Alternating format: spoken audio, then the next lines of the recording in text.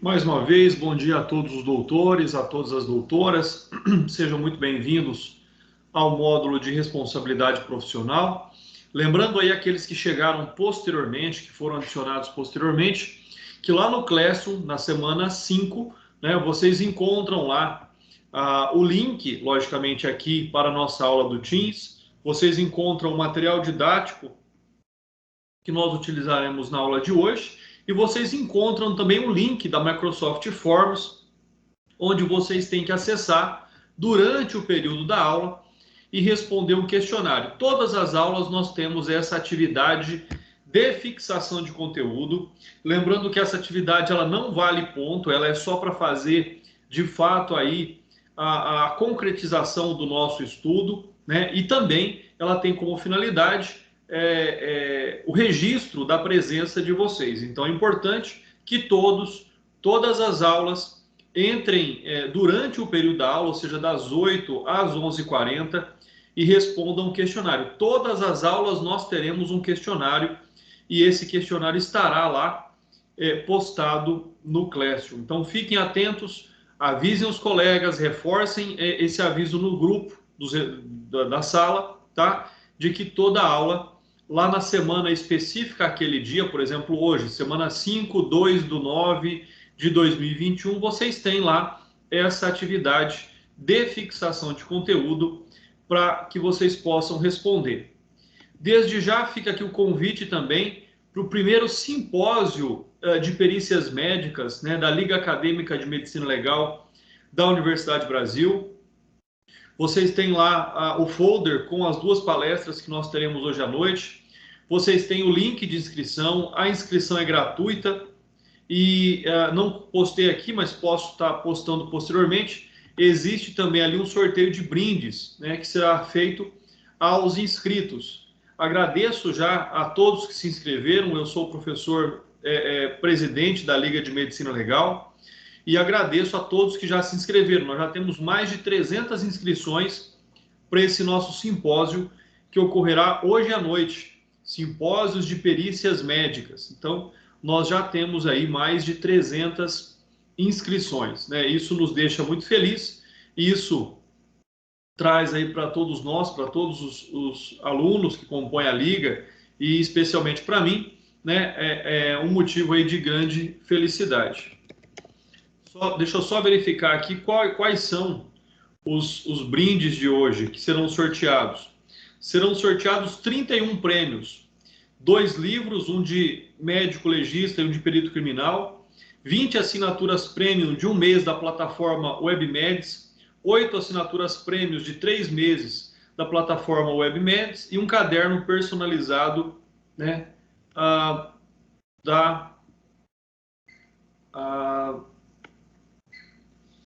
do curso de medicina. Então, é importante aí, fica o convite, né, para que todos participem, para que todos aproveitem essa oportunidade aí da participação desse primeiro simpósio de perícias médicas que acontecerá hoje à noite, tá? Acontecerá ali das 19 às 23 horas com 2 palestras de 2 peritos especialistas aí na área. Então fica esse convite, está lá também postado no Classroom para vocês esse convite também, pessoal.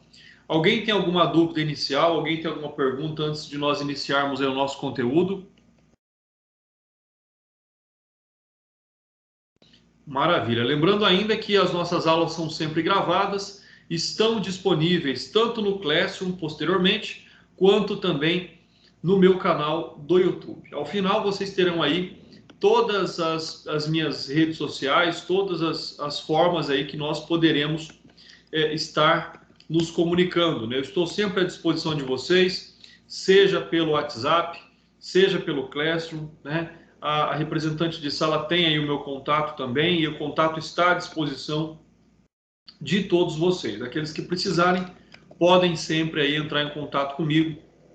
Aquilo que estiver ao meu alcance, aquilo que for da alçada do supervisor do módulo, eu estou à disposição de vocês. Então, sempre contem comigo. Qualquer dúvida é só entrar em contato, podendo, a gente tenta resolver aí o mais rápido possível as demandas ou faz aí uma intermediação para que essas demandas sejam resolvidas, né? Lógico, dentro da minha competência, da minha aptidão aí. Supervisor de módulo não é coordenador, supervisor de módulo não é assistente da coordenação, né? Então nós não temos uma atribuição tão ampla assim. Mas o que puder, o que tiver ao meu alcance, eu estou sempre à disposição de vocês. Começando a nossa aula, então, o nosso tema de hoje será a antropologia forense. E o estudo da antropologia forense ele tem dois objetivos bastante claros, né? O estudo da antropologia forense tem dois objetivos bastante distintos.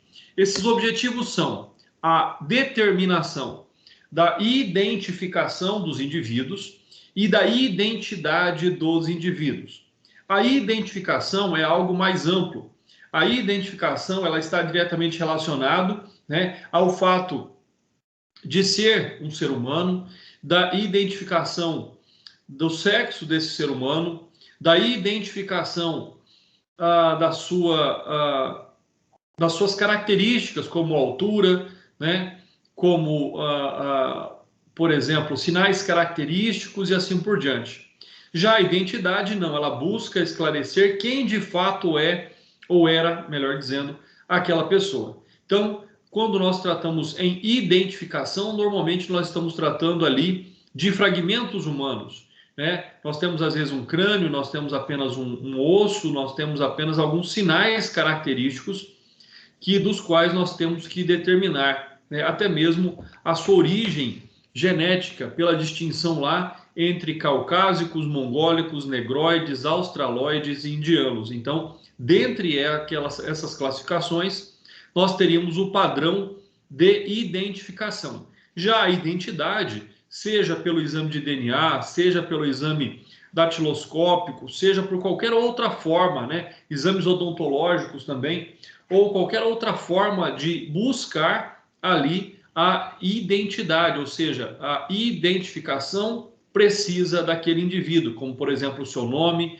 como por exemplo outras informações das quais a distingam dos demais seres humanos. Então é com base nesses dois objetivos que nós temos a nossa aula de hoje.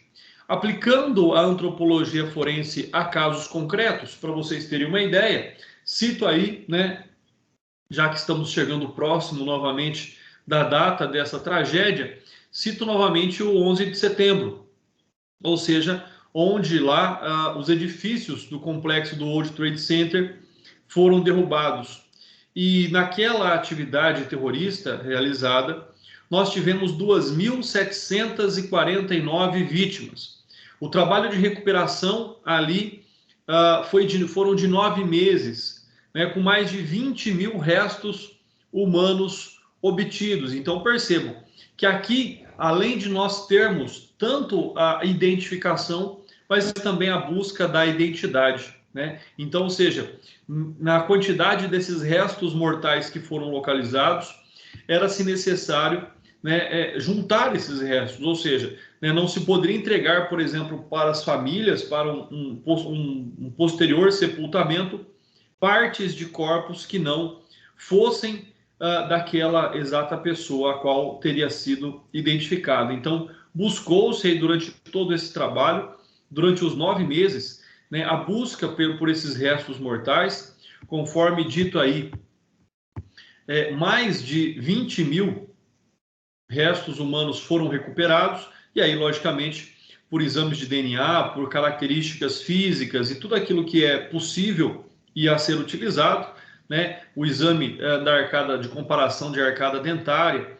Então, é onde buscou-se aí a reunião desses restos mortais pela identidade dos indivíduos, né? O que se coloca aqui é a quantidade de vítimas, e a quantidade aí vamos colocar pelo menos 8 vezes maior, de 8 a 9 vezes maior do que a própria quantidade de vítimas, em razão, logicamente, do ocorrido.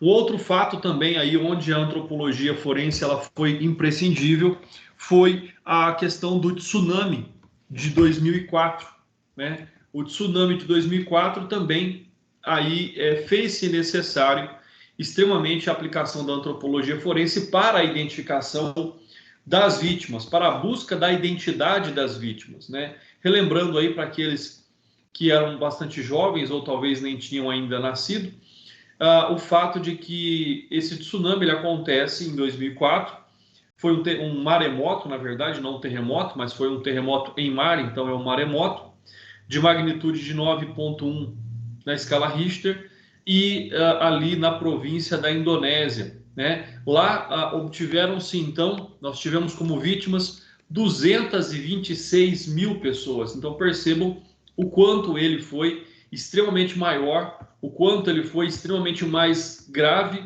né? Levando-se em consideração a quantidade de vítimas, do que o próprio atentado contra o World Trade Center. Tanto é que essas 226 mil pessoas foram na Indonésia, no Sri Lanka, na Índia, na Tailândia, dentre outros 9 países. Então, na verdade, nós tivemos 13 países atingidos pelo maremoto, né? Ou seja, pelo tsunami ali no Oceano Índico. E, logicamente, que a situação não era fácil, a situação de trabalho dos peritos não era fácil, levando-se em consideração que nós estávamos diante, né, de países, de costas devastadas, sem qualquer tipo de estrutura para o acolhimento e para a realização do trabalho, né, um local totalmente devastado, sem energia elétrica, sem hospitais, sem câmaras frias para que esses corpos fossem devidamente acondicionados. É uma região extremamente quente e, associado a tudo isso, a água salgada do mar. Então, com base em todos esses fatores ambientais, né, e causadores aí, e causados também por esse tsunami, nós tivemos então algo extremamente crítico, algo extremamente caótico, seja do ponto do trabalho dos peritos, seja do ponto da própria saúde pública, né? Até porque os corpos começavam a se decompor muito mais rapidamente ao ar livre, trazendo ali contaminação da água, contaminação do solo e proliferação de doenças. Para vocês terem uma ideia, por essa imagem que nós temos, né, não dá para ver com tanta nitidez, mas a situação que os peritos encontraram foi essa, né? Quantidade imensa de corpos amontoados já em estado de decomposição avançado, né? São imagens lá do tsunami de 2004. E por todas essas dificuldades que se existia, os corpos eram, na verdade, acondicionados aí ao ar livre, né, envoltos em sacos, até que as famílias fizessem a devida identificação e esses corpos pudessem, então, ser sepultados, né? Algo extremamente difícil, algo extremamente caótico, e a atuação dos peritos nesse momento extremamente importante. Aqui vocês têm a imagem de uma vítima ainda com vida, resgatada dos escombros, né? E, logicamente, são exceções as pessoas que, de fato, e que sobreviveram ao tsunami estando lá naquele momento. Quando situações como essas acontecem, nós temos estruturas de trabalho a serem desenvolvidas. Nós temos métodos a serem realizados, nós temos um protocolo a ser seguido, né? Dependendo, logicamente, do que se procura, dependendo, logicamente, daquilo que se encontra. Pessoal, fiquem sempre à vontade, perguntem, participem. Como eu sempre digo, essa aula é nossa, né? E com a participação de vocês, ela se torna muito mais interessante. Com relação a esses protocolos, então nós temos, por exemplo, quando os restos mortais já estão na condição de esqueleto, esqueletizados, né? Então o que se faz, por exemplo, seria ali o inventário completo dos ossos com lista de checagem nominal, né? De todos os ossos ali que compõem a estrutura do corpo humano. Anotação importante, extremamente importante isso aqui. Anotações sobre as variações anatômicas encontradas, né? Condições patológicas, traumas anotados individualmente, ou seja, né, aquela pessoa teve uma fratura, por exemplo, ali, perdão, na tíbia, na fíbula, no fêmur, né? E eu digo fratura já consolidada ali. Então, ou seja, são essas características que serão extremamente importantes. Mais uma vez, dependendo logicamente aí de como, né, se vai encontrar os restos mortais, nós podemos também ter o exame antropológico. Do que se trata o exame antropológico, né? É a identificação, por exemplo, do sexo masculino, feminino, da ancestralidade, estimativa de faixa etária, né? Pessoal, importante, olha, estimativa. Não se tem uma certeza absoluta, né? Olha, entre 15, 17, 18 anos, entre 20 e 35 anos, por exemplo. Então, ou seja, nós temos uma estimativa da faixa etária. A estatura, ou até mesmo é possível aqui a constatação da destreza manual. Então, são informações também que já vão filtrando ali a forma e a busca na identidade dos indivíduos.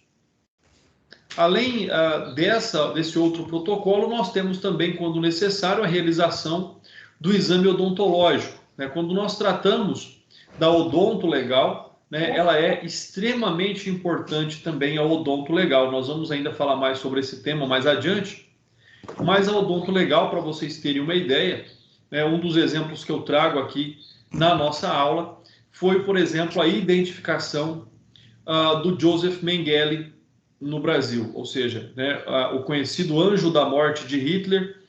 Ele, de fato, né, ali na Segunda Guerra Mundial, fugiu para a América do Sul. Muitos deles chegaram na Argentina e só então, posteriormente, vieram para outros países relacionados aí a que pudessem buscar abrigo de forma, logicamente, incógnita. Então, são fatos, são circunstâncias que nos levam aí a ter essa importância, né? Como é que foi localizado, então, como é que se descobriu que o Joseph Mengele morreu no Brasil? Por uma suspeita que existia, houve então a comparação, né, de um raio-x que foi realizado no seu molar com de um exame que ele tinha feito ainda na Alemanha, e aí constatou-se que tratava-se da mesma pessoa. Então, é algo extremamente importante também, onde ocorre também o inventário completo da dentição, com lista de checagem individualizada, anotações sobre variações anatômicas, condições patológicas, tratamentos ou traumas anotados individualmente.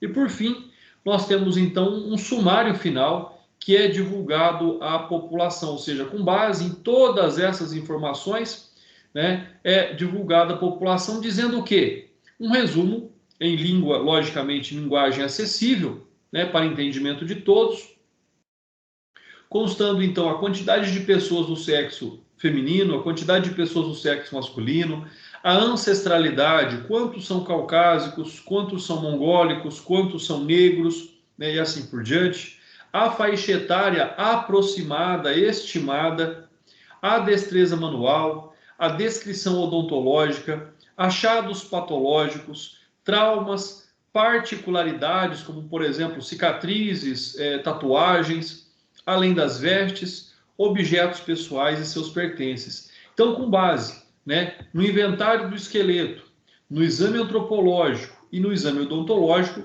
nós caminhamos aí, a antropologia forense caminha para esse sumário final. A grande finalidade, como eu disse, é aí a resposta à sociedade, né? A grande finalidade, o grande objetivo é a identificação e, logicamente, de forma mais importante ainda, a identidade daquelas vítimas, daqueles restos mortais. Então, esse é o grande objetivo.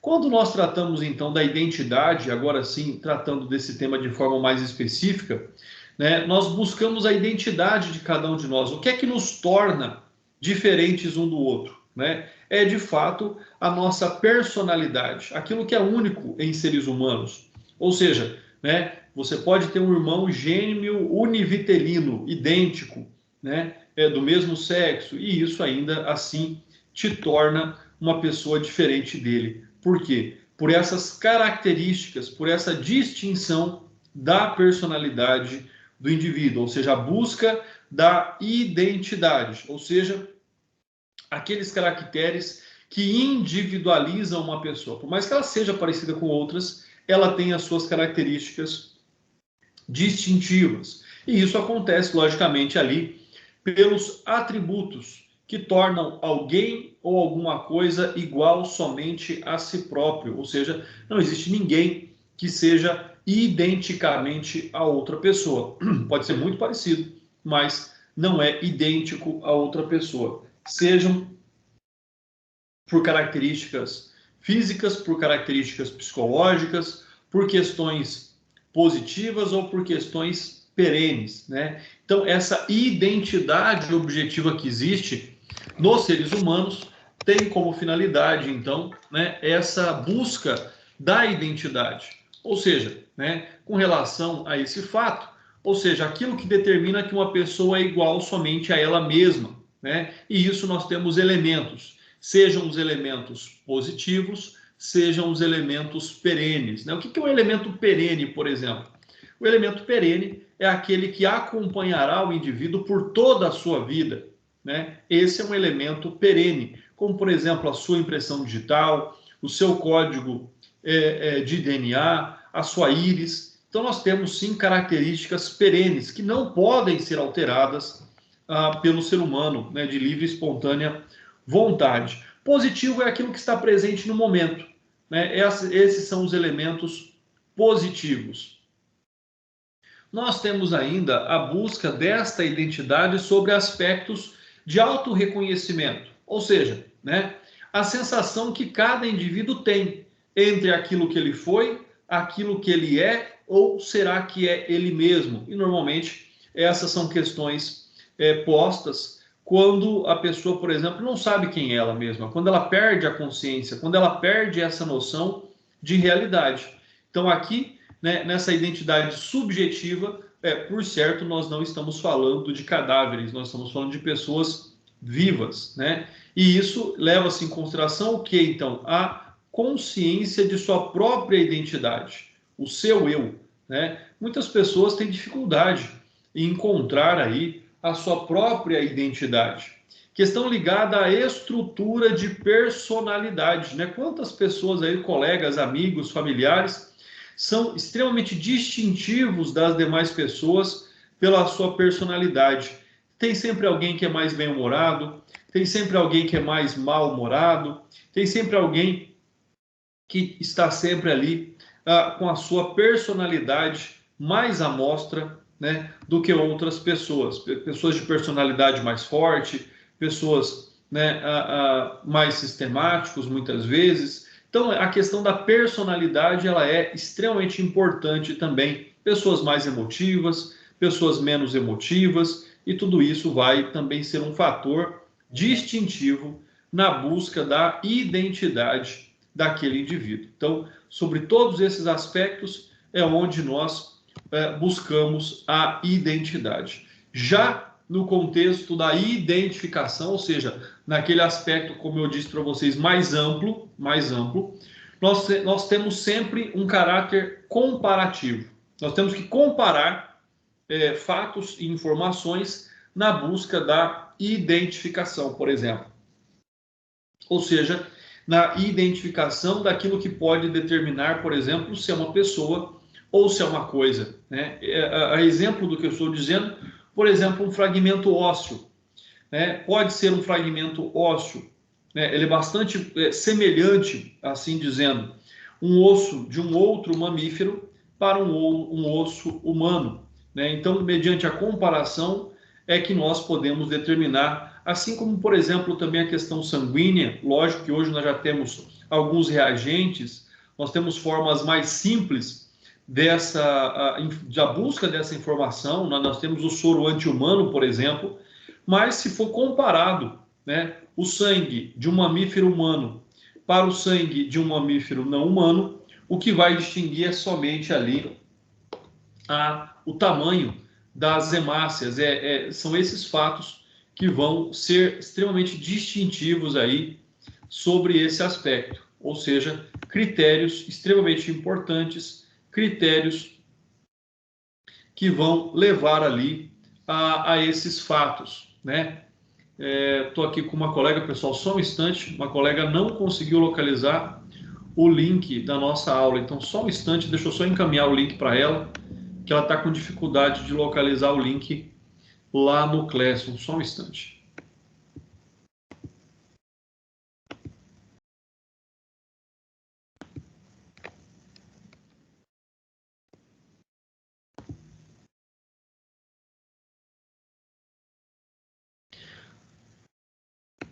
Bom, pessoal, continuando agora. Então, a identificação ela tem esse caráter comparativo na busca dessas informações, ou seja, é um conjunto de diligências das mais diversas hipóteses e circunstâncias que devem ser realizados para que possa ser, então, objetivado aí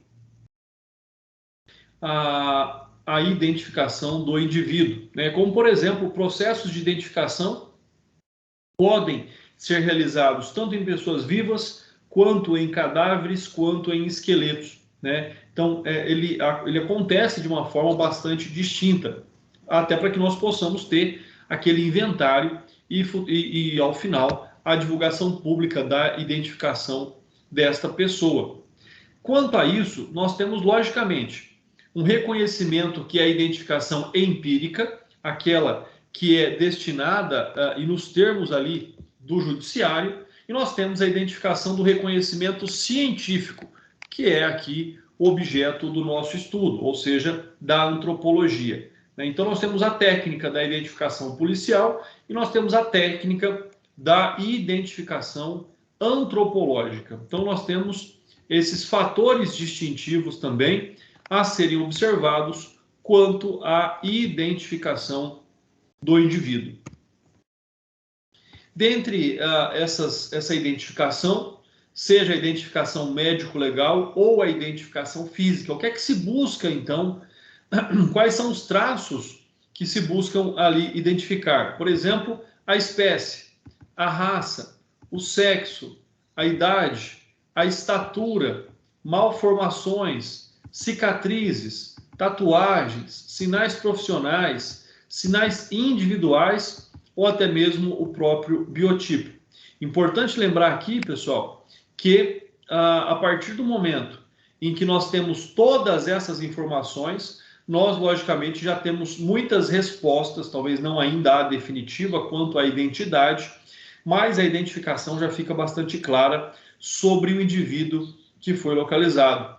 Vocês vão perceber aqui que dentre esses 11 tópicos, nós não temos peso, tá? Porque talvez seja ali a determinação mais difícil de se obter em torno de todos os efeitos da morte, né? No caso, logicamente, de pessoa, de cadáver, né? Ou de esqueletização já do estado avançado da morte. Por quê? Porque o peso ele é muito difícil de ser determinado. A estatura não. A estatura ela acontece pela medição dos ossos. E aí você tem, então, aproximadamente a estatura do indivíduo. Quanto à identificação funcional, né? De forma funcional, né, ela está diretamente ligada aos indivíduos vivos. Ou seja, né, nós temos aqui a hipótese da identificação gráfica, né, pelo exame grafotécnico. Nós temos a identificação por exames fonoaudiológicos. Nós temos a identificação ainda, levando-se em consideração a atitude, mímicas, gestos, o modo de andar, as funções sensoriais do indivíduo e até mesmo ali a sua voz, conforme eu já falei sobre o exame fonoaudiológico. Então, ou seja, nós temos modos dessa identificação quando ela é ligada às funcionalidades do corpo humano, também características que nos distinguem um do outro. E aí chegamos na identificação muito realizada pelos psiquiatras forenses, que é ligado aí à capacidade, que é ligada à condição psíquica do indivíduo. Então, nós temos aí o feitio da personalidade do indivíduo, traços de personalidade, temperamento e inteligência, né? Ou seja, aquilo também que nos torna distintos um do outro. Como eu disse, características que são relativas a indivíduos de forma particular. critério básico para a identificação. Então, nós temos critério biológico, nós temos, dentre os critérios biológicos, melhor dizendo, nós temos a variabilidade, a imutabilidade e a perenidade, né? Ou seja, aqui são reações, são questões que vão mudando. De que modo? Quando nós falamos de variabilidade, é uma característica escolhida, ela é única, né? Isso é sobre o aspecto da unicidade, distinção precisa, ou da irreprodutibilidade, como, por exemplo, o DNA. Ele não pode ser reproduzido, vamos pensar assim, pelo menos não até onde se observa, por mais que nós já tenhamos as técnicas de clonagem aí.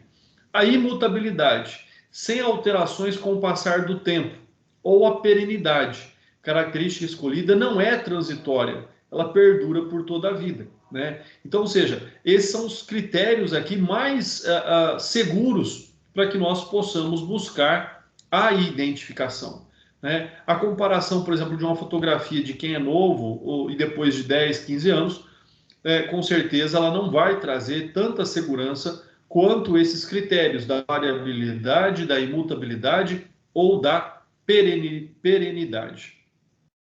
Sobre esses critérios e as técnicas que são utilizadas para essa identificação aqui por critérios básicos, nós temos então a classificabilidade, ou seja, aquela que permite a comparação entre dados de forma sistemática e precisa, assim como se buscava no Brasil, e nós temos esse projeto em andamento, ainda bastante tímido, mas temos esse projeto em andamento, no tocante aí o Banco Nacional de Genoma, né, o Banco Nacional de Dados.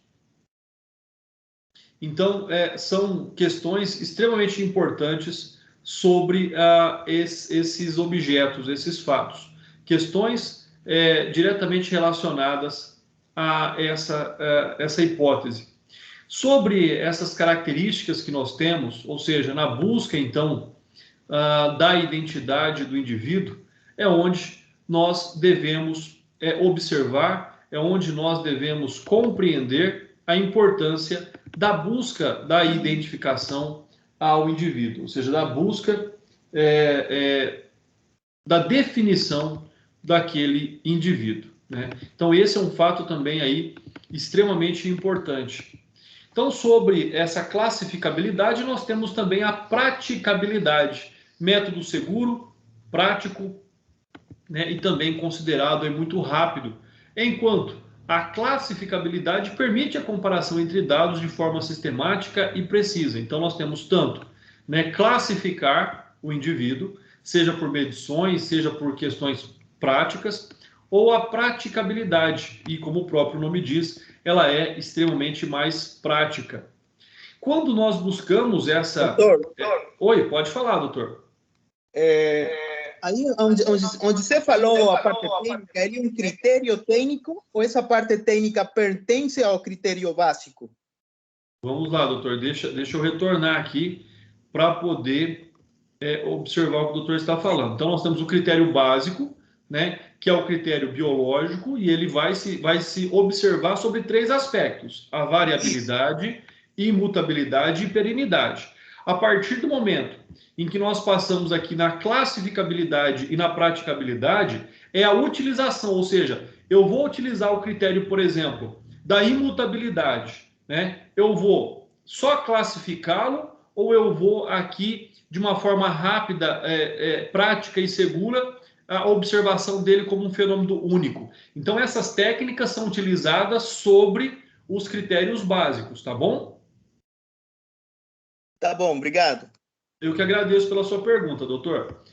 Aqui, então, sobre a estimativa e a determinação, né? Se nós pudéssemos observar, e nós podemos, melhor dizendo, quando nós observamos essas características, nós observamos que o fato ele é extremamente importante, né? E lógico que quando nós, então, observamos essas características, elas levam aqui em consideração o fato de que o indivíduo ele deve sempre buscar ali o método mais seguro. E qual método é mais seguro? A estimativa ou a determinação? Nós sabemos que a estimativa sempre tem ali um critério falho, sempre tem ali uma possibilidade de erro, talvez por mesmo que seja pequena, mas existe ali um critério de erro. Já na determinação, não existe esse critério de erro, não existe esse critério de erro. Então, o que se deveria buscar era exatamente esse critério, ou seja, a determinação ao invés da estimativa. Um grande problema que ainda no Brasil nós temos aí muito mais critérios de estimativa do que critérios de determinação. Então, sempre se buscar a determinação, é mais importante, é o grande objetivo, ao invés da estimativa. Lembrando, mais uma vez, que a estimativa sempre tem uma percentagem de erro, não é 100%. Enquanto aquilo que for extremamente determinado, a expectativa de acerto ela é muito maior. Então, determinar é afirmar com nenhuma ou uma pequena margem de erro. Já a estimativa é um cálculo aproximado, intervalo entre probabilidade. E aí, mais uma vez, esse é o grande problema brasileiro. Nós temos que trabalhar mais em cima da determinação do que da estimativa. Lógico que nem em todas as possibilidades isso é possível, nem em todas as possibilidades nós temos ali a possibilidade de uma determinação. Em grande parte, nós temos apenas a possibilidade de uma estimativa, o que então não nos traz uma segurança absoluta. Para vocês terem uma ideia do que eu estou dizendo, de uma determinação, ou, como diz ali, que é uma certeza com uma pequena margem de erro, seria a utilização até hoje da tabela de Étienne-Rollet, de 1888. E a finalidade dela é a observação da estatura dos seres humanos. Então, por exemplo, um homem que tem um fêmur de aproximadamente 41,5 centímetros, isso vai determinar que esse homem tenha a sua estatura próxima de 1,52 m. Então, e assim por diante, o fêmur, a tíbia, a fíbula, o húmero, o rádio e una, se nós fizermos a medição tanto dos membros inferiores quanto dos membros superiores, nós teremos uma determinação da idade, salvo por alguma malformação, salvo por algum outro tipo de situação que impeça essa determinação. Mas a medição da estatura, ainda de acordo com a tabela de Étienne-Rollet, ela é muito eficaz na determinação da estatura dos indivíduos. Então, por exemplo, um fêmur de 44,8 centímetros seria uma estatura aproximada de 1,64 m. Então, assim, existe a tabela para os homens, existe a tabela para as mulheres, para que se possa ter essa determinação. Vamos falar um pouquinho agora, pessoal. Até aqui tudo bem? Alguma dúvida, alguma pergunta? Porque agora nós vamos mudar um pouquinho de assunto, vamos mudar um pouquinho de tema. Alguma dúvida até aqui? Não, tá tudo bem. Então, tudo bem, maravilha. Muito obrigado, doutoras. Vamos falar um pouquinho sobre as espécies. É lógico, que no Brasil isso fica um tanto quanto mais difícil. Por que no Brasil é mais difícil a determinação das espécies? Porque nós somos um país extremamente miscigenado. Nós somos um país extremamente onde as raças foram misturadas. Então, as características elas acabam se perdendo, as características elas acabam aparecendo de forma mais tênue. Mas, por exemplo, em países onde essa miscigenação ela é menor, as características elas aparecem de forma mais aparente.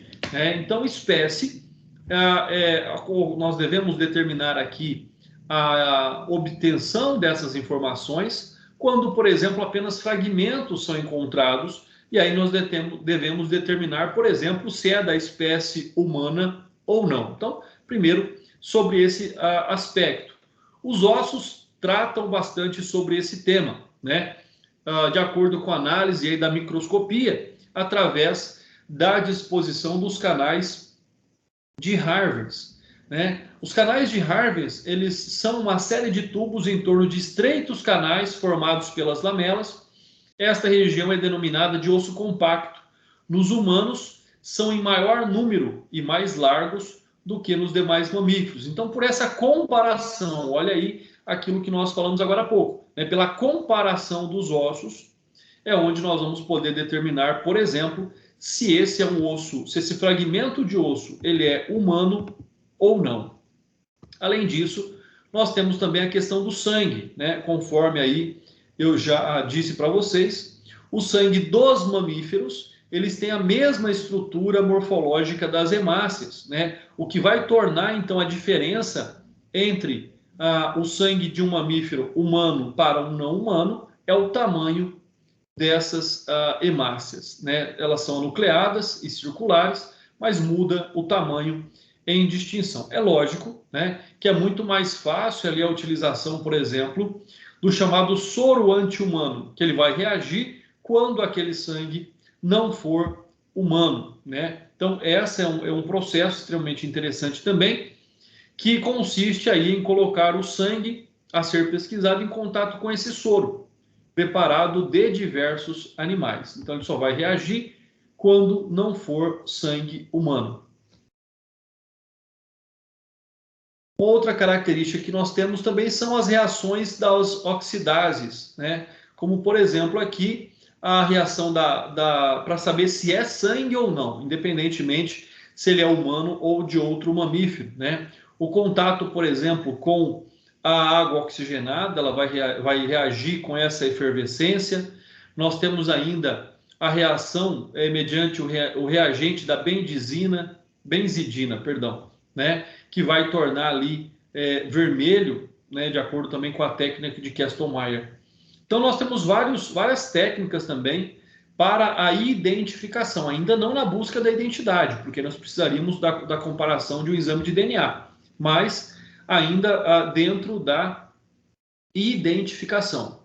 Sobre o aspecto da antropologia forense, ou seja, para os interesses do judiciário, né? Porque a medicina legal, como nós já vimos nas aulas anteriores, ela tem ali a sua importância em razão dos interesses judiciais. Então, esse é um passo extremamente importante, né? A prova da quimiluminescência, né? Ela é importante porque ela utiliza o reagente luminol para a localização, então, de sangue em locais que já foram, por exemplo, limpos, né? Então, vocês vão ver nessa imagem, ela não está muito nítida, mas vocês vão ver aqui que à minha esquerda, vocês vão ter o mesmo local com as luzes acesas e o mesmo local com a aplicação do luminol submetido à luz ultravioleta. E ali você tem, então, a base de sangue naquele carpete, por exemplo. O luminol não é nada novo, não é uma substância nova, não é uma descoberta recente. Ele foi criado em 1928. É um produto que é preparado e misturando-se o próprio luminol com substâncias à base de peróxido de hidrogênio, como, por exemplo, a água oxigenada. Ele reage muito lentamente. Quando essa mistura entra em contato com o sangue humano, utiliza o ferro presente na hemoglobina como um agente catalisador, causando uma reação de quimiluminescência, ou seja, de luz, né? Quando submetido ali à luz ultravioleta, ela vai, então, gerar essa luminosidade. E isso é o que faz, então, a busca de informações, normalmente em locais de crimes, né, onde deixaram vestígios. Não só sangue, ele vai demonstrar outros fluidos humanos, como sêmen, né, como outras substâncias que também tenham o óxido ferroso. Aqui, uma cena de crime também, onde nós podemos ter uma noção exata, até mesmo uma previsão de como o crime aconteceu, né? No caso aqui, o crime ele acontece próximo ao sofá, e aí, posteriormente, esse corpo que já caído ao solo, ele é arrastado para fora do ambiente. E isso só é possível com a utilização do luminol a utilização da quimiluminescência, ou seja, por mais que o ambiente já tenha sido limpo, até mesmo com produtos pesados de limpeza, é onde ocorre, então, essa reação física, né? Essa reação aqui extremamente importante no tocante a esse fato, né? Então, essa é uma questão aí que nós devemos sempre estar observando. Aqui um outro exemplo também da aplicação do luminol submetido aí à luz ultravioleta, bastante utilizado também anteriormente em shows, em raves, né? Ele vai dar essa imagem, ele vai dar essa aparência aí que vocês estão vendo. Agora sim, a determinação da raça. Falamos de espécie, ou seja, humana ou não. Agora falaremos das raças humanas, ou seja, o tipo antropológico das raças humanas, pelo menos das principais raças humanas, né? Das mais comuns, vamos pensar dessa forma. Então, nós começamos aí pelos caucásicos, né? Quais são as características dos caucásicos? Nós temos a pele, né? A característica externa e a característica morfológica.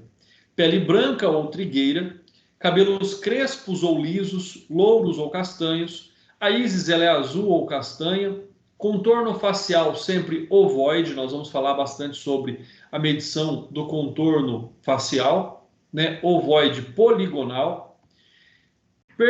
Perfil facial ortagnata, é essa característica aqui, né, da testa, da fronte, ou ligeiramente prognata.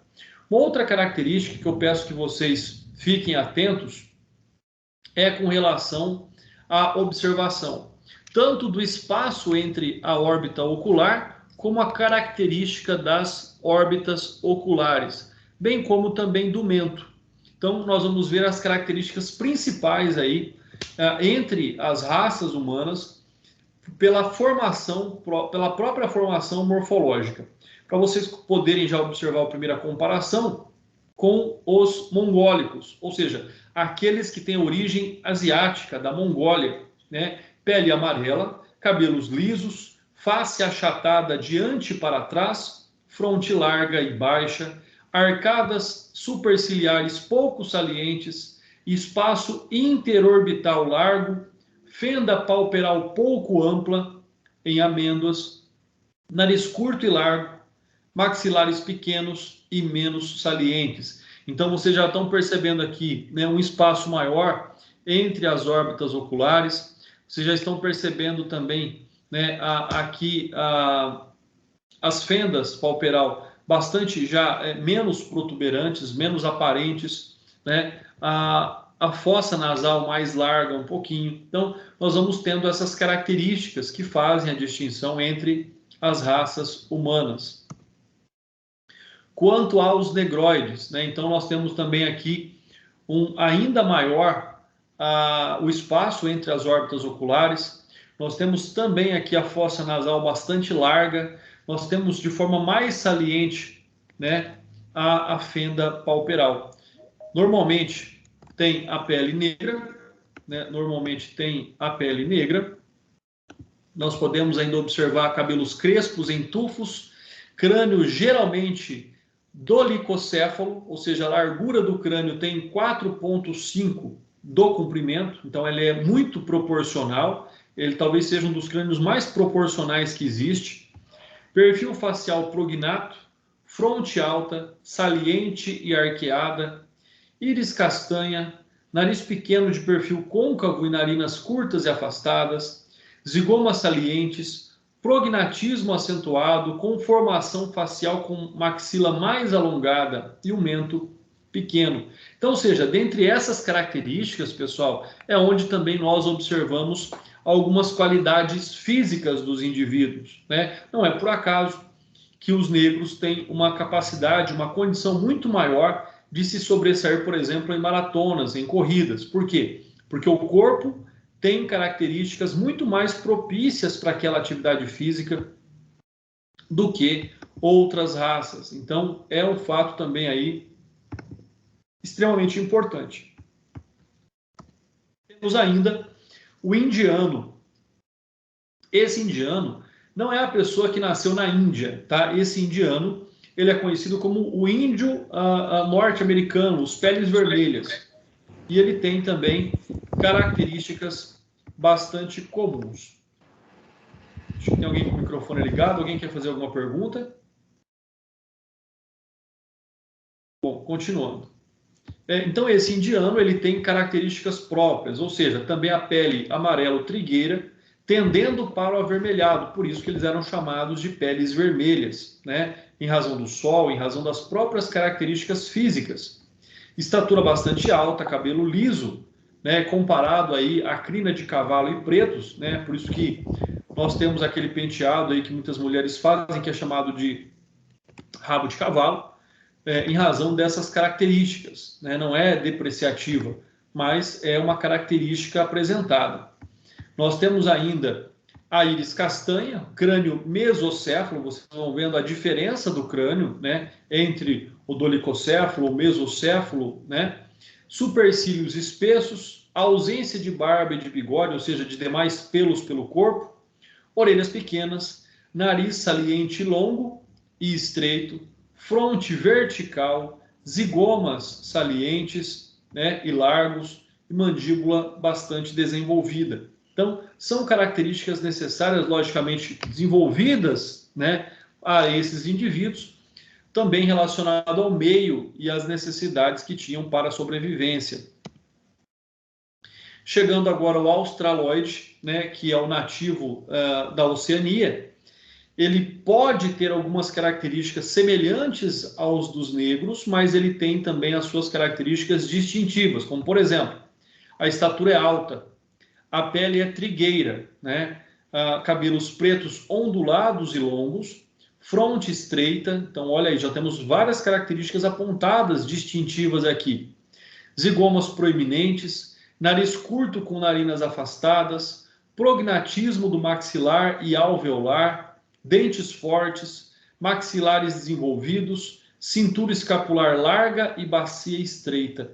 Ou seja, então nós temos características bastante distintivas, por mais que aparentemente possa até ser aí confundido, mas quando nós fazemos uma análise mais aprofundada, não há aqui como termos essa distinção, não há aqui como termos essa confusão, né? Se nós analisarmos aquilo que os distingue, fica bastante claro a diferença que existe entre as duas raças.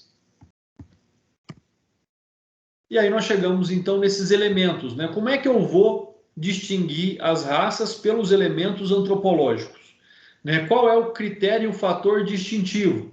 Normalmente a forma do crânio, seja um ângulo facial, né? O índice tíbio-femoral ou o índice rádio-humeral. Então são formas. Normalmente o ângulo facial ele é mais utilizado nessa caracterização racial, né? De acordo com a tabela de Jacquard, de Cloquet ou de Cuvier. Então nós temos índices a serem observados. Eu gosto muito dessa imagem porque ela é uma imagem em alta resolução e ela vai nos trazer já algumas características, né? Com base nessa imagem, por exemplo, nós podemos determinar se esse crânio é do sexo masculino ou feminino. Nós podemos determinar aqui ter vamos pensar uma estimativa, né? Não vamos ser muito confiantes não, uma estimativa de idade. Então nós temos essas características e também com relação à sua raça, né? Então o que eu posso determinar? Primeiro, é uma pessoa caucásica, né? Por características bastante simples aqui que nós estamos anotando aí em vermelho. É um homem, né? Vamos colocar uma outra cor aqui para aparecer melhor. É um homem, por quê? Primeiro pelo ângulo do maxilar, né? Pela formação do queixo, pela protuberância ali acima dos olhos. Então eu já sei que é um homem também. E aqui, né? Nas mulheres, ele é mais protuberante, ele é mais proeminente. Nas mulheres, para vocês terem uma ideia, deixa eu fazer aqui a imagem numa outra cor. Por exemplo, o maxilar, ele não é tão angulado, ele é mais sutil, né? Na mulher também, o maxilar, ele é mais arredondado também, mais afunilado, né? Não tem essa protuberância aqui logo acima dos olhos, Então, são características aí, né? E aqui ele acaba sendo mais alongado um pouquinho também. Então, ou seja, são características próprias, né? E estudiosos dizem que entre um crânio masculino e um crânio feminino tem mais de 80% de distinções. Bom, ainda aqui nós temos também, como eu disse, a possibilidade da determinação ou da estimativa da idade, né? Com relação a essas fissuras cranianas, quando a pessoa vai envelhecendo, elas vão se consolidando, né? Então, ou seja, quanto mais consolidado, quanto mais próximo, né? Quanto mais irregular, mais zigue-zagueado, maior é a idade desse indivíduo. Observando aqui, né? E é importante para que nós possamos observar posteriormente numa tabela essas características. Ou seja, nós temos aí a cefalometria, ou seja, a medição do cérebro, o índice encefálico horizontal. Então, essa medição ela é importante porque dentro de um índice nós vamos saber também a qual raça é mais comum aquele índice de medição, né? Por isso que nós temos aquela distinção que nós falamos. Nós temos o dolicocéfalos, vocês vão percebendo aí visualmente a diferença entre os crânios, o mesocéfalo e os branquicéfalos, ou seja, são características próprias das raças, né? A própria conformação do índice cefálico horizontal. Nós temos ainda aqui a questão dessa medição. Então, os dolicrânicos, menor que 74,9. Mesocrânico, entre 74,9 e 80, né? Maior que 74,9 e menor que 80. E os branquicrânicos, maior que 80. Então, dentro dessa medição, é onde nós vamos observando essas características, né? Também pela observação aí da parte posterior do crânio dos indivíduos. Nós podemos também aqui ter essas mesmas informações. Ou seja, né, nós temos aqui também o crânio que ele se coloca numa condição tapeinocrânico, né, maior que 91,9. Então, vocês vão observando a estrutura desse crânio mais, né, achatado. Metriocrânico, maior que 91,9 e menor que 98. Então, ele vai ficando mais alongado. E o estocrânico, ou seja, maior que 92. Pessoal, lembrando, tá, que na nossa prova nós não cobramos esses índices, esses detalhes. Vocês têm que entender o conjunto no geral, tá? Os detalhes, esses maior que isso, menor que aquilo, é só para título de conhecimento mesmo. O platinicrânio, né, também vocês vão percebendo aí claramente a distinção entre os crânicos, né, é menor que 69, mesocrânico maior que 69 e menor que 75, e o espinicrânio, que é maior que 75. Então, na verdade, nós temos uma medição sobre essa posição. Aqui, sobre a questão da fossa nasal, né? Leptorrino, menor que 47,9, isso são milímetros, tá bom? Mesorrino, entre 47,9 e 53, então vocês vão vendo claramente aqui, né, a abertura aqui da fossa nasal, e o platirrino, que é maior de 53 milímetros, ou seja, 5 centímetros,3. Então, de acordo com o que nós vimos até agora, é onde nós podemos aqui observar pela utilização dessa tabela, né? Ou seja, o índice horizontal, que ele vai entre os maiores aí, perdão, menor de 74,9, está ali dentro do grupo dos dolicocrânio. Os caucásicos nórdicos, os escandinavos, os ingleses, os negroides africanos, os berberes e os australoides. Entre 74,9 e menor que 80, o mesocrânio, no caso, os mongólicos. E acima de 80, os branquicrânicos, os caucásicos da Europa Central. Então, mesmo na Europa, nós temos essa distinção aí sobre essa medição, né? Então, nós temos aí, de acordo com os índices, nós temos uma correlação a que parte do planeta é a origem daquele indivíduo, né? A sua origem genética. Uma outra forma também dessa observação seria o ângulo facial de Cloquet. Ou seja, esse ângulo facial tem como finalidade também aí a identificação dos indivíduos. Como, por exemplo, os negros australoides, eles vão ter um ângulo aqui em torno de 70 graus, né? Prognatos, isso é com relação à própria curvatura do rosto, a inclinação do rosto de frente para trás. Os mesognatos em torno de 83 graus, como a figura central que vocês observam, e os ortagnatos aí em torno de 83 a 85 graus. Então, os negros e os australoides em torno de 70 graus, os mongólicos em torno de 83 e os caucásicos acima de 85 graus. Então, com base, como eu disse, levando-se em consideração questões relativas aí a essa identificação, no Brasil é mais difícil. Por que é mais difícil? Em razão, como eu já disse, da miscigenação dos povos. Em culturas onde a miscigenação ela é menor ou ela não existe, o que é difícil acontecer, nós temos essas características muito mais presentes, muito mais marcantes. Pessoal, alguma dúvida, alguma pergunta? Tem alguém com o microfone ligado?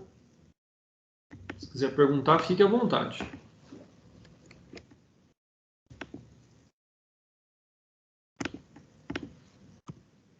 E aí nós temos a imagem, então, real de um crânio com essa medição, que é o ângulo facial de Cuvier, né? Vocês vão vendo exatamente onde é que essa medição ela acontece, para que haja aí a possibilidade dessa observação dos graus, né? Para a observação em qual índice ele se enquadraria em razão desse aspecto. Pessoal, quem tiver com o microfone ligado e não tiver a intenção de perguntar, desliga, por favor. Aqui uma outra forma da identificação dos seres humanos como eu disse para vocês no início, a distinção entre pessoas do sexo masculino e feminino.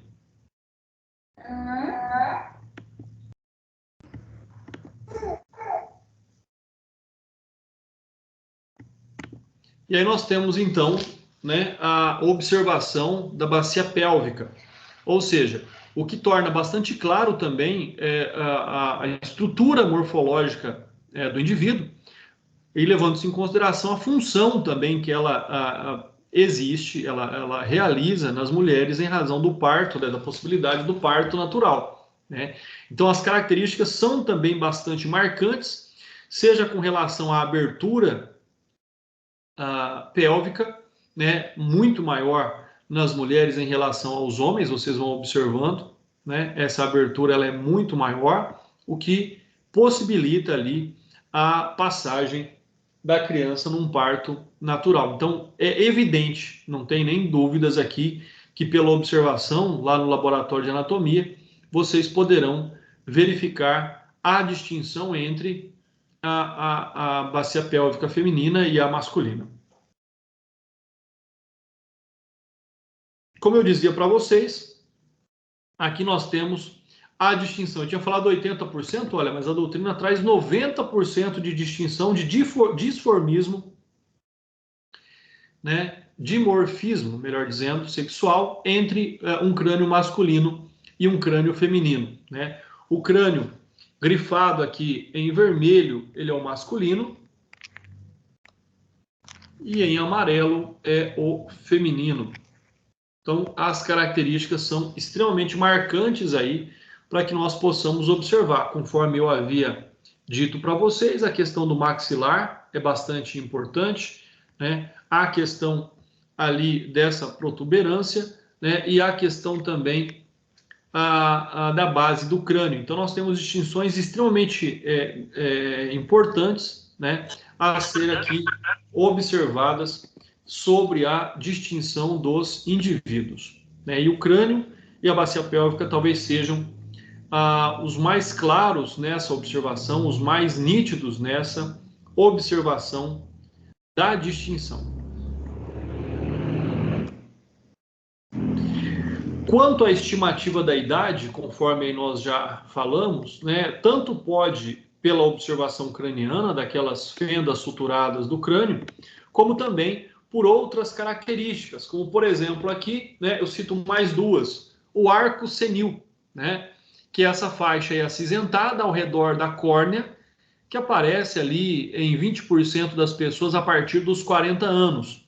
E todas as pessoas terão o arco senil, né, aos 80 anos de idade. Então, pode fazer plástica conforme a tia ali, né, que ela não vai conseguir esconder a idade, se você prestar bem atenção no arco senil dela.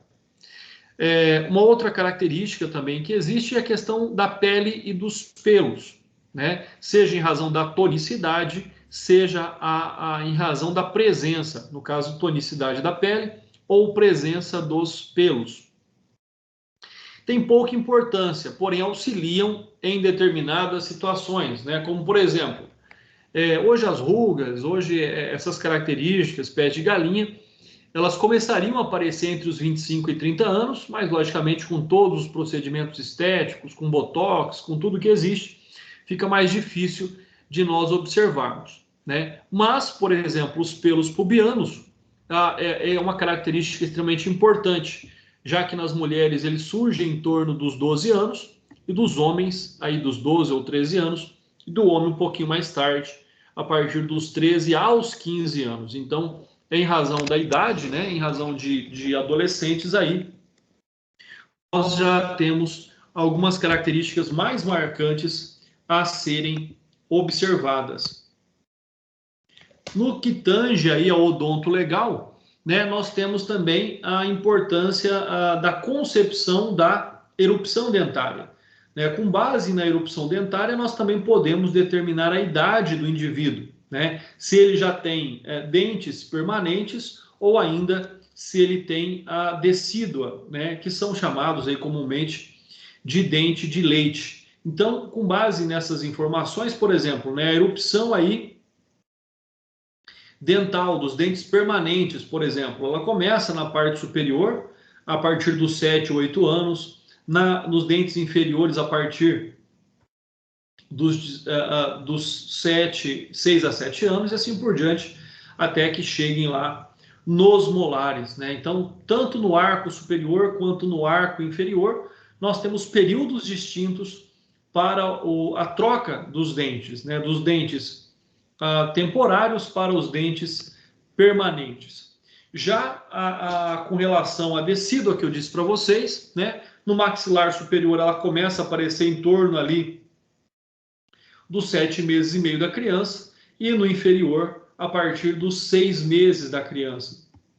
E essa troca dos dentes não permanentes para os permanentes em torno ali dos 7 ou 8 anos, né, no maxilar superior e em torno dos 6 aos 7 anos no inferior. Lembrando ainda, pessoal, que pela própria evolução do ser humano, hoje muitas crianças, né, muitos adolescentes aí já não têm mais a erupção lá do chamado dente de juízo, lá do terceiro molar, né? Então, muitos já não têm mais a necessidade da extração de determinados dentes, como acontecia muito constantemente no passado, né? Então, essa é uma outra questão também que muitos estudiosos trazem aí o estudo a respeito, dizendo que o ser humano não parou de evoluir e uma das características seria a não presença desses dentes que naturalmente tinha a finalidade apenas de doer e ser arrancado.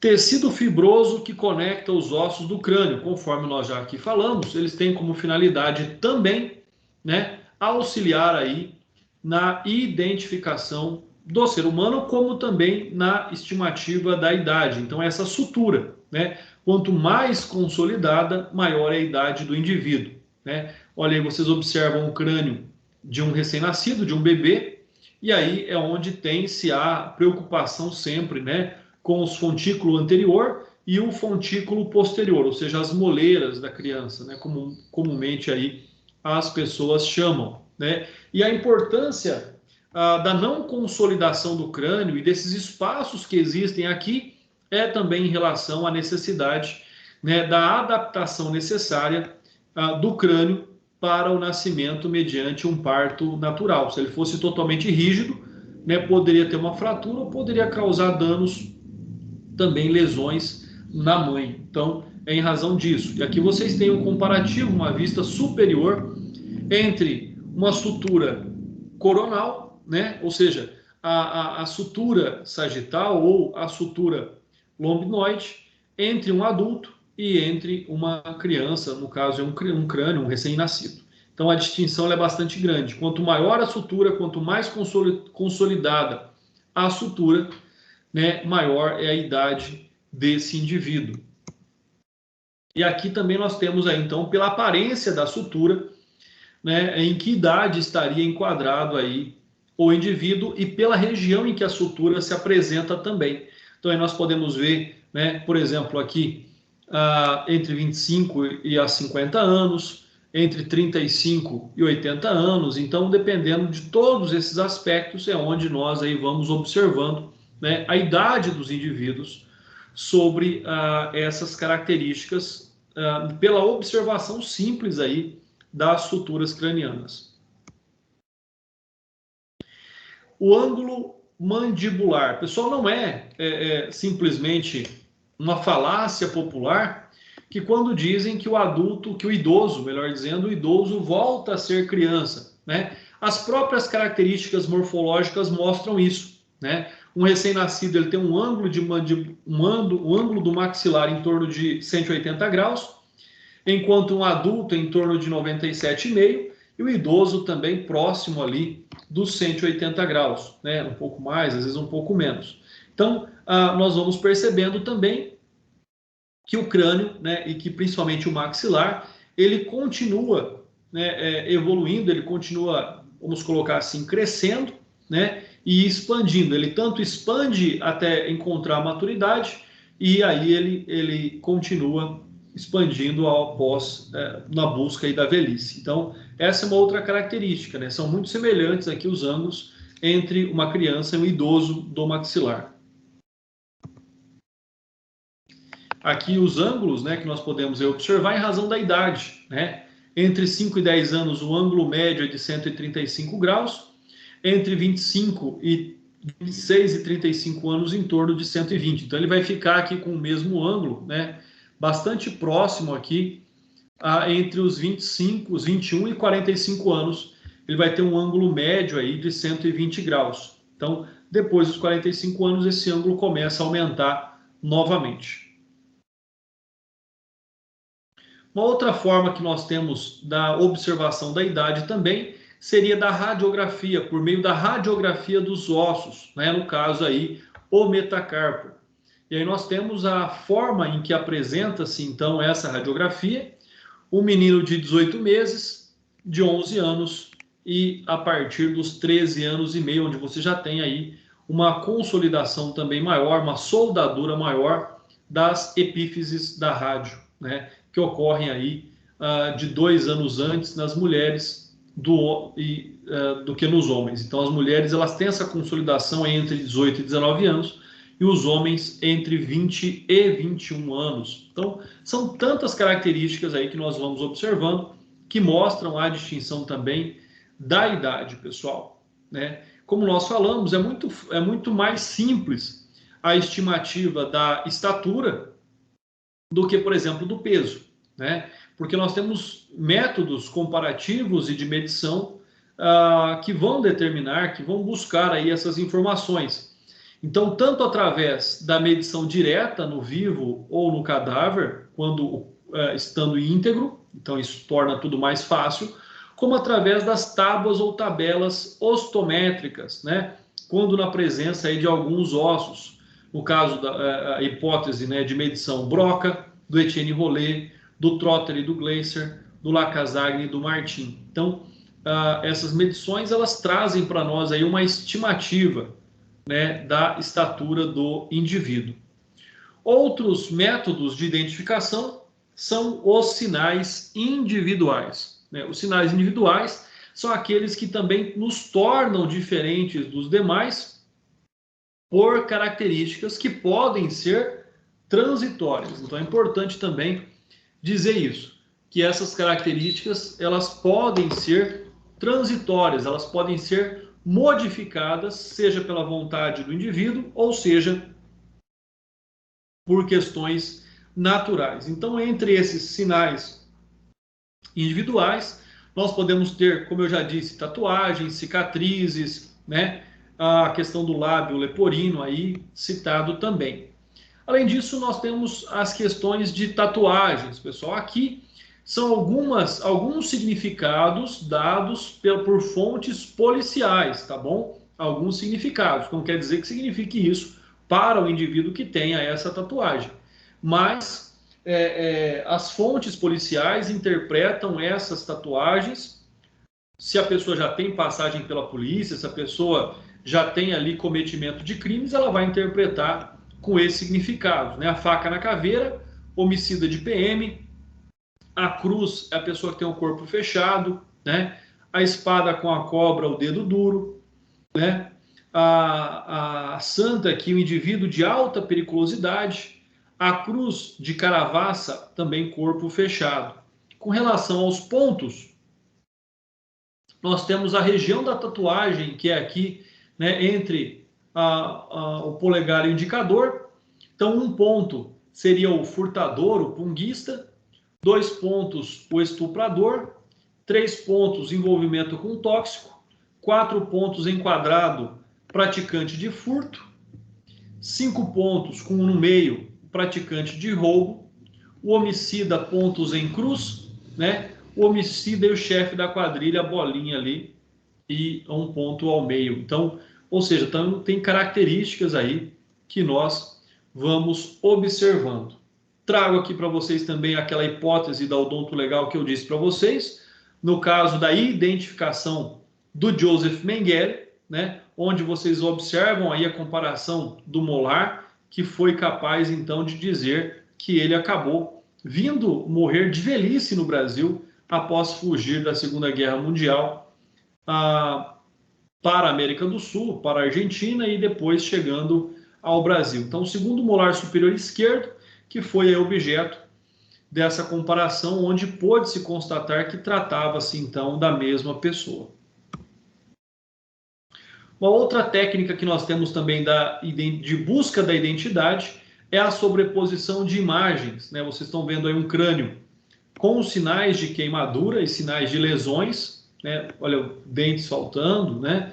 Lesão de fratura craniana, mas quando sobreposto à imagem do indivíduo vivo, vocês vão ver que ele se amolda perfeitamente ao indivíduo, em proporção. Logicamente que essa sobreposição ela ocorre, né, com medições milimétricas para poder se determinar de que se trata da mesma pessoa ou não. Então, esse é um outro aspecto, tanto a sobreposição da imagem quanto a medição milimétrica, né, ela pode ser alterada tanto a sobreposição craniana quanto a medição da face, ela pode ser alterada, por exemplo, por cirurgias plásticas, né, onde você pode ali ter a chamada harmonização facial e alterar essas medidas.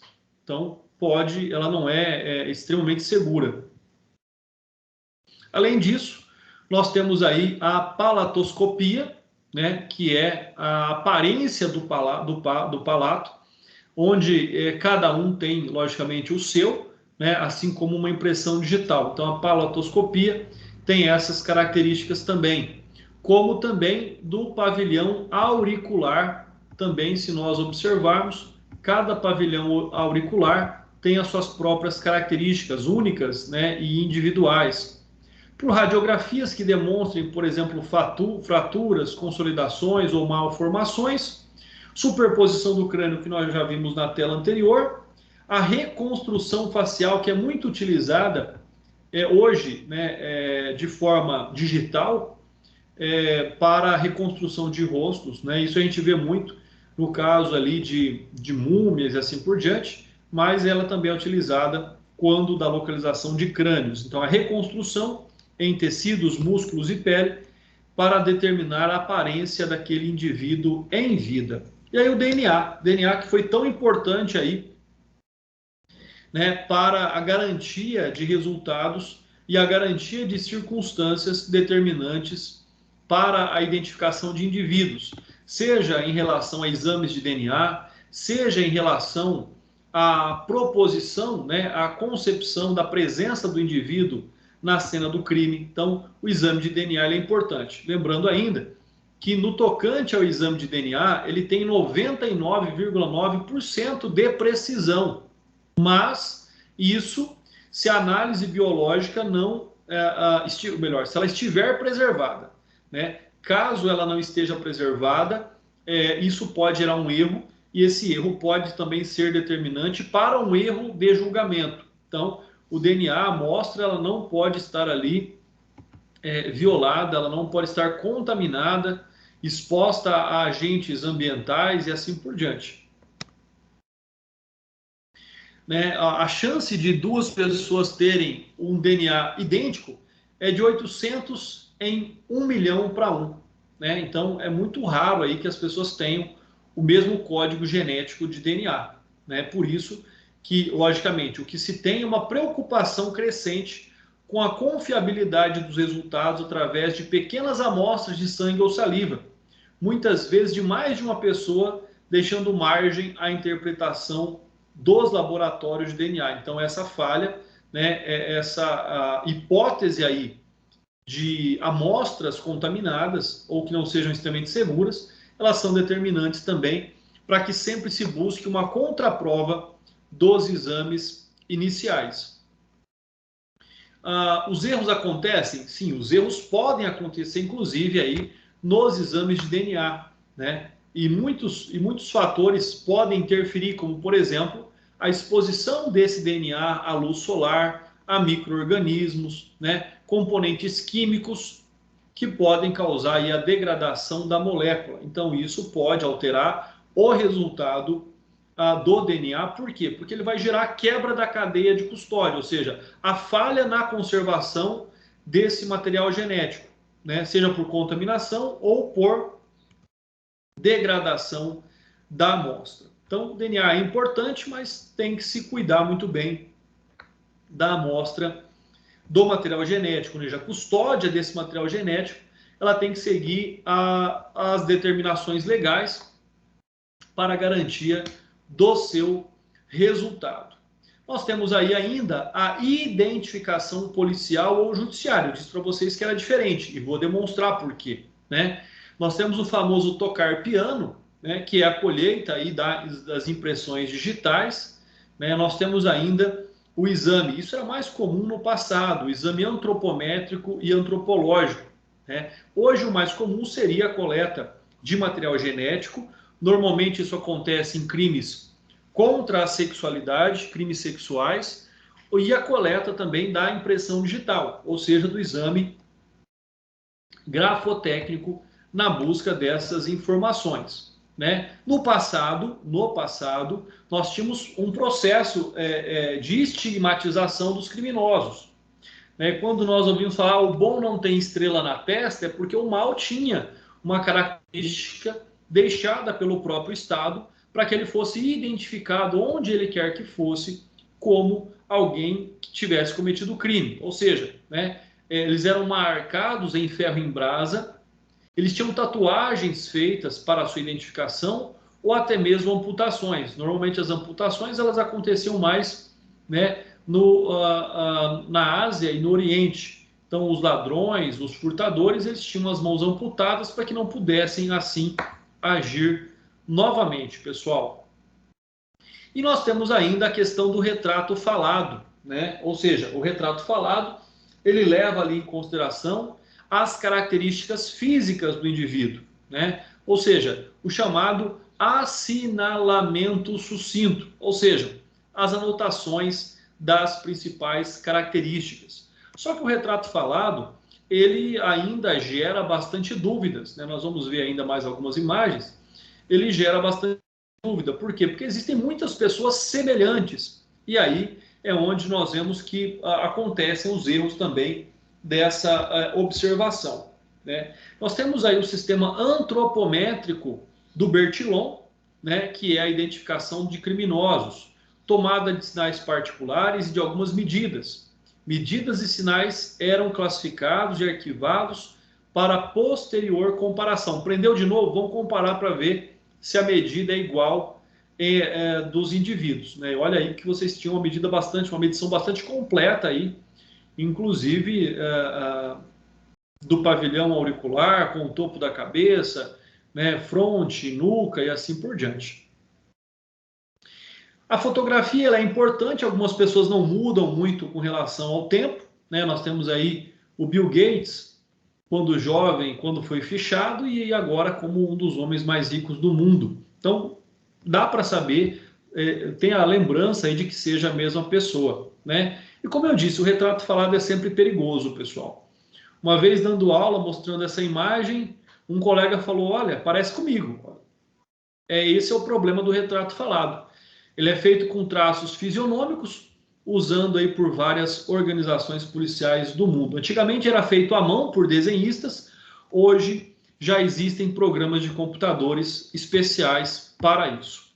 Com isso, pessoal, eu termino aqui a minha exposição, agradeço a presença de todos, informo mais uma vez que vocês têm até as 11h40, só um instante, vocês têm até as 11h40 para responder o questionário, tá bom? Que está lá à disposição de vocês no Classroom. Entra lá, semana 5, a aula de hoje vai ter o link lá, é só clicar, ele está aberto, ele está à disposição, tá? Diga, doutora.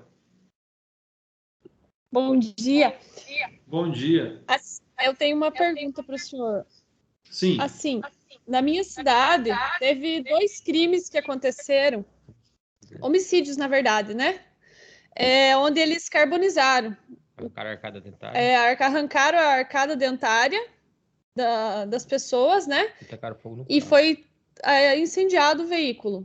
Sim. Aí, assim, num caso assim, a partir da onde que é iniciado? Onde que começa? Porque foi bem difícil, assim, 4 anos né? não saiu o DNA. 4 anos ainda não saiu a resposta, a resolução do caso. Tá bem... As pessoas até esses dias teve protestos sobre isso. Doutora, são situações bastante complicadas. Por quê? Porque imagina só, primeiro vamos identificar quem é o proprietário do veículo. Ah, mas não é. Esse veículo, por exemplo, é um veículo roubado que o criminoso deixou com um corpo dentro. Então, quem é o proprietário do veículo já não é uma característica segura de quem seja a vítima. Foi um crime feito com critérios técnicos, vamos reconhecer. A pessoa sabia o que estava fazendo, né? Ela talvez sabia esses critérios de identificação e na busca da identidade do indivíduo. Então, não é qualquer um que praticou esse crime. Porque a partir do momento que o corpo foi carbonizado, você não tem amostras genéticas, muitas vezes, né? Você não tem a impressão digital, você não tem a arcada dentária. O que tem que se fazer caso não tenha perdido toda a amostra genética, e normalmente é o que acontece, porque aquilo mistura o plástico do carro, o tecido. Então, se a carbonização foi completa, é uma situação extremamente difícil na identificação da vítima, doutora. Pode ser que não reste vestígios para que haja uma comparação, seja por DNA ou seja por outros métodos. Então, é muito complicado, inclusive quando ocorre essa carbonização dentro de veículos, porque muitos materiais à base de carbono vão se misturar, e o nosso corpo é à base de carbono também, e fica muito difícil extrair algum tipo de DNA dessas situações. Então, não é às vezes por falta de intenção, por falta de desejo da perícia na identificação, mas isso pode gerar uma ausência mesmo de capacidade de identificar a vítima, né? Então, isso pode acontecer. Lógico que outros fatores têm que ser associados na investigação, como, por exemplo, né, uma pessoa determinada sumiu, deu falta, olha, fulano desapareceu. Então, você começa a associar outras informações da investigação para poder se basear na morte. Exemplo do que nós estamos falando, vamos pegar o caso da Elisa Samúdio, né? Por mais que tenha se tido informação de gotas de sangue dela no carro dos autores, o corpo nunca foi localizado. Então, são N exemplos que nós temos no Brasil onde você não tem a possibilidade dessa comprovação concreta da morte, do óbito. É uma presunção por outros fatores, mas você não tem a comprovação concreta da morte. Isso pode acontecer. Obrigado, tá ok, obrigado. Eu que agradeço. Mais alguém, pessoal? Mais alguma dúvida? Eu, professor, meu nome é Amanda, eu fui incluída recentemente no grupo, né, para cursar a matéria, e eu gostaria, se fosse possível, por gentileza, que o senhor me passasse o nome o contato do representante do grupo do 5º período. Tá. Vou te passar, mas ela já pode estar entrando em contato com você, eu tenho certeza que ela está aqui na aula. Deixa eu pegar aqui. A Bia. Bia, você está na aula?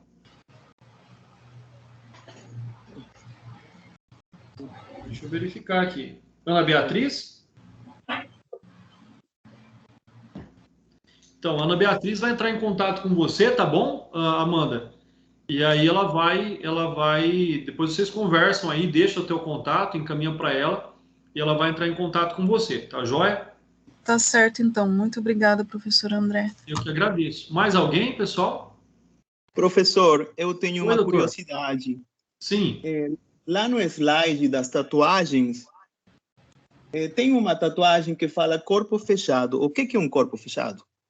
Doutor, essa é uma gíria trazida por criminosos, né? O corpo fechado é aquele que não pode ser morto, né? Então, eles se colocam nessa condição de talvez tenham sofrido várias tentativas de homicídio e não tenham morrido. Então, eles se consideram como corpo fechado, entendeu? Ou que tem algum tipo de pacto satânico, alguma coisa nesse sentido. Entendi. E, doutor, tem uma outra aí do lado que fala dedo duro. Sim. O dedo duro também é uma outra gíria muito comum no Brasil, que é o cagueta, é aquele que entrega aos outros, entendeu? É o traidor.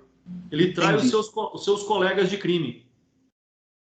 Entendi. Muito obrigado, doutor. Eu que agradeço. Obrigado pelas perguntas e pela sua participação. Obrigado. Doutor. Oi. Hoje foi minha primeira aula. E Sim, no portal do aluno... Bárbara, né? Isso, consta que eu já tenho falta. O que eu posso falar sobre isso? Doutora, pode fazer um requerimento para a secretaria. A orientação que nós temos é a seguinte: os alunos que são inseridos posteriormente, vocês estão sendo inseridos dentro de um período que é o período de 25%, né? Depois desse período, ninguém mais pode ser inserido no sistema porque estaria automaticamente reprovado. Então, a orientação que nós temos se o aluno é inserido hoje, daqui para trás ele está com falta, tá? Aí vocês podem fazer um requerimento à secretaria, à coordenação, para ver como se resolve isso, né? Porque nós não podemos colocar, por exemplo, presença num período em que a doutora não estava matriculada, entendeu? Porque o que acontece? A presença é um documento muito importante. Nós já tivemos casos, não no curso de medicina aqui, onde, por exemplo, uma pessoa é acusada de praticar um crime, e ele fala, olha, puxa a minha presença na aula nesse horário. Aí está com presença, né? Mas, na verdade, a pessoa não estava presente. Então, assim, é um critério, né, que foi utilizado, que os alunos que forem adicionados posteriormente ficam com falta no período anterior. Mas vocês podem questionar isso posteriormente lá da secretaria, da coordenação. Vocês podem perguntar sobre isso, tá bom? Tá bom. E a questão... Professor. Oi, pode continuar, Bárbara. Da presença. Então, da presença com relação a hoje, você fala? Isso. Você respondendo o questionário de antropologia que está lá no Classroom já vai ficar com presença. Tá bom, doutor, muito obrigada. Eu que agradeço. Oi, Amanda. Professor. Sim. Só um minutinho. Eu também sou mais ou menos o mesmo caso da Bárbara, só que nem Class eu ainda tenho, porque o professor Paulo Henrique falou para mim que era para eu já ir assistindo as suas aulas e te comunicar, mas ainda Class eu ainda não tenho. Então, você acha que eu conseguindo o link do questionário, eu consigo responder e tenho presença? Não, doutora, somente a partir... Como é que é o nome mesmo? É Gláucia? Meu nome é Gláucia. Deixa eu verificar aqui. De fato, a doutora, até na última listagem que eu tenho, a doutora não tinha aparecido. Eu recebi outra listagem hoje, né? Não deu tempo ainda de fazer esses acréscimos. Mas a presença só consta a partir do momento em que o convite do Classroom ele é encaminhado e o do Teams também. Antes, não. independente se fez ou não o questionário, se fez é só por critério de fazer, ele não vai ter validade com relação à presença, porque essa é a orientação que nós temos, só depois de adicionado, tá bom? Ah, tá bom, então. Eu vou ver, então, com o outro professor, Paulo Henrique, lá da matrícula orientada, como que eu devo proceder, porque ele falou para mim que meu nome está na lista de que vai incluir essa matéria para mim, mas ainda não incluíram. Deve ser essa matéria que foi encaminhada hoje, tá? Eu vou verificar e aí depois você pode entrar em contato comigo. Se o teu nome já tiver nessa lista, aí a gente pode ver para você não ficar com falta, porque a lista foi encaminhada hoje de manhã, entendeu? Só que eu não tive tempo de incluir os alunos. Eu vou fazer agora depois do almoço. Então, se for, a gente pode ver essa exceção. Então, tá bom. Muito obrigada. Professor. Oi. Oi, professor, bom dia. Eu também sou nova nessa turma. Eu recebi o convite do CLES nessa semana. Certo. Aí, com relação às faltas, o senhor já tem meu nome na lista? Ou ainda não? Quem está falando? É Amanda? É Machado? Amanda. Isso, de Vasconcelos Pereira Machado. Deixa eu verificar aqui. Tá bom. O nome da doutora já está na lista, já estava adicionada já. Ué, eu recebi o convite do CLES só agora. Doutora, é estranho, mas já estava aqui na lista e já tinha sido encaminhado, tanto do Classroom quanto do Teams. Então, para mim, eu não tinha recebido no e-mail. Pode ser algum problema do e-mail. Pode ser algum problema do e-mail. A partir do momento em que foi adicionado e estava à disposição, foi contabilizado as faltas normais se não fez a atividade, se não participou da aula. Então, professor, porque eu tive alguns problemas lá na faculdade, que eu ia cancelar a matrícula nessa matéria, né? Certo. Só que acabou que no final das contas eu estou tendo que cursar e eu não tinha recebido o Classroom ainda, né? Até porque eu não ia cursar, entendeu? O que a doutora pode fazer é fazer um requerimento de abono de faltas expondo essa situação. Se for deferido, não tem problema, tá? Mas não sou eu que decide. Se for deferido pela instituição, eu abono as faltas. Tá, entendi, professor, porque eu recebi o convite no Classroom dia 30 de agosto. Eu tenho até aqui no meu e-mail. Entendi. Isso depois tem que ser visto, né? Aí, vamos supor, você vai dizer que recebeu dia 30. Eles vão perguntar para mim, eu vou demonstrar que foi adicionado dia tal. Aí eles que decidem, tá bom? Tá, entendi, professor, porque eu tenho aqui, se você quiser eu até te mando que eu recebi. Para mim não precisa, doutora, porque eu tenho que seguir regras, entendeu? Sim, entendi. Não sou eu que decido. Então tá bom, professor. Tá? Então entra em contato diretamente com a faculdade, né? Isso, manda e-mail para eles e faz esse requerimento de abono de faltas, aí eles vão decidir se cabe ou não. Tá bom, então. Muito obrigada. Eu que agradeço. Mais alguém, pessoal? Professor, não chegou a atividade para mim no meu e-mail. Eu estou incluído no Classroom. Ela está no Classroom. Ela não vai por e-mail. É que eu procurei aqui todos os meus e-mails. Nunca chegou nenhum e-mail dessa matéria. Bom, doutora, foi encaminhado. Tanto é que a senhora está aqui. Com a aula de hoje, gente. Foi encaminhado. Pessoal, vocês vão entrar no Classroom. Presta atenção. Vocês vão entrar no Classroom. No Classroom está lá, aula 5, dia 2/9. Você vai clicar, vai ter o material da aula de hoje, vai ter o link do Teams e vai ter o link do questionário. Vocês têm que procurar dentro do Classroom, referente à aula de hoje, tá bom? Mas é porque chega o e-mail, né? E não chegou para mim nenhum. Doutor, mas como é que a senhora está aqui, então, se a senhora não recebeu o e-mail? Se a senhora foi adicionada? Lógico que recebeu. Senão a senhora não estaria aqui na sala do Teams, doutora. Não, o link todo mundo tem, né?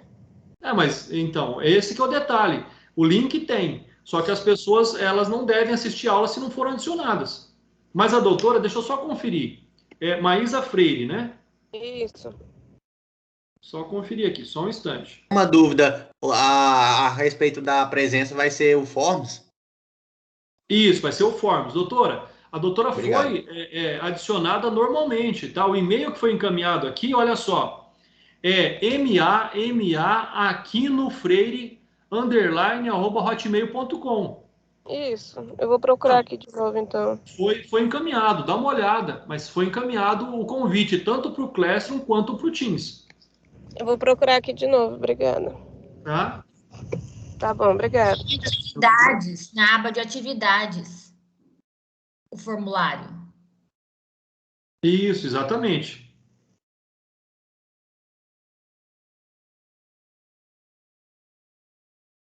Pessoal, então lembrando, vocês têm até às 11h40 para responder, tá bom? Depois das 11h40, o sistema ele é fechado automaticamente. É só durante o período da aula. Professor, Oi. o senhor pode explicar de novo a diferença do crânio do homem e da mulher, por favor? Posso, doutor. Vou até abrir novamente aqui para fazer essa explicação, mas normalmente o que acontece? Nós temos ali um disformismo, ou seja, a característica do crânio ela é bastante distinta, né? Deixa só aqui eu abrir novamente a aula. Só um instante que eu acabei fechando sem querer, vou abrir novamente.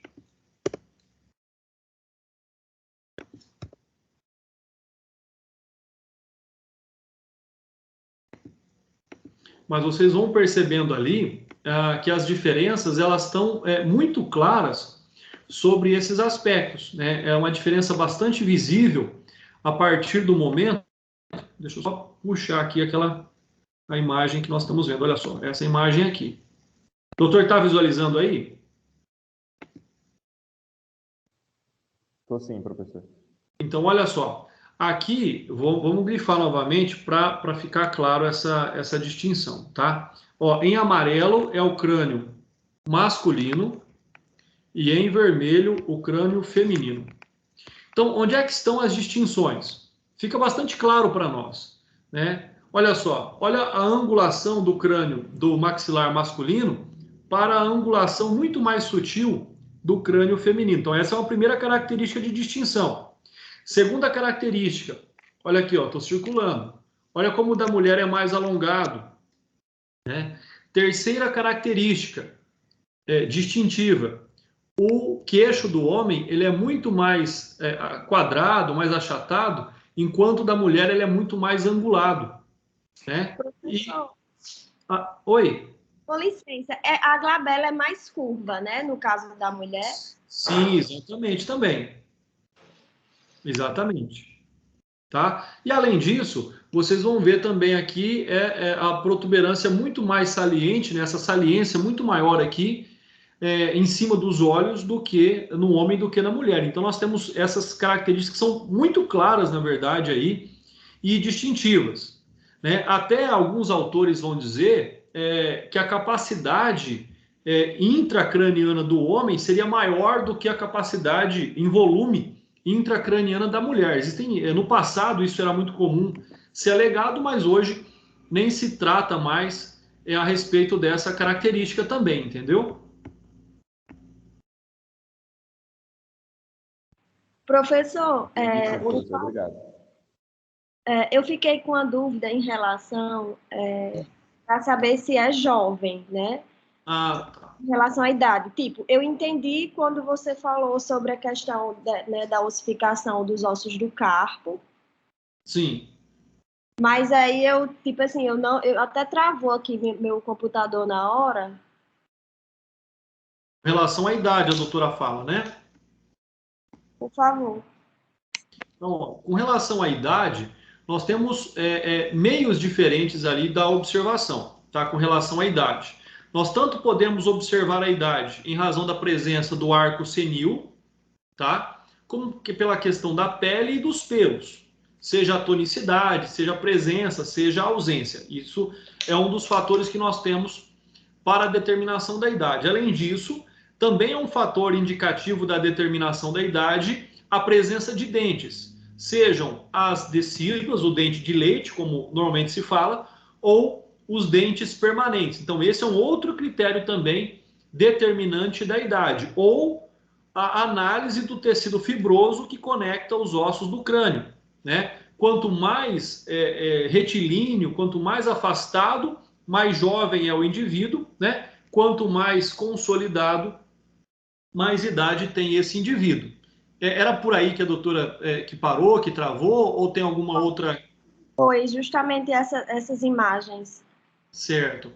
A doutora ficou com mais alguma dúvida aqui sobre essa determinação da idade? Olha só, nós temos uma outra tela aqui, ó, que vai mostrar por região de consolidação qual é a aparência dessa consolidação com a estimativa de idade que se tem desse indivíduo, entendeu?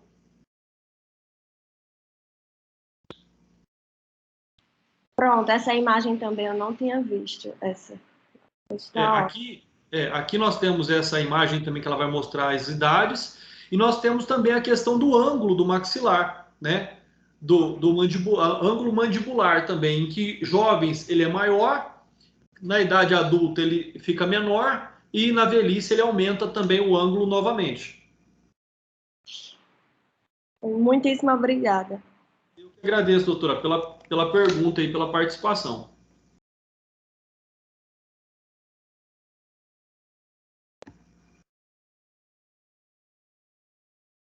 Pessoal, eu vou parando aqui a gravação, tá? Para não ficar muito longa, depois para postar lá no YouTube.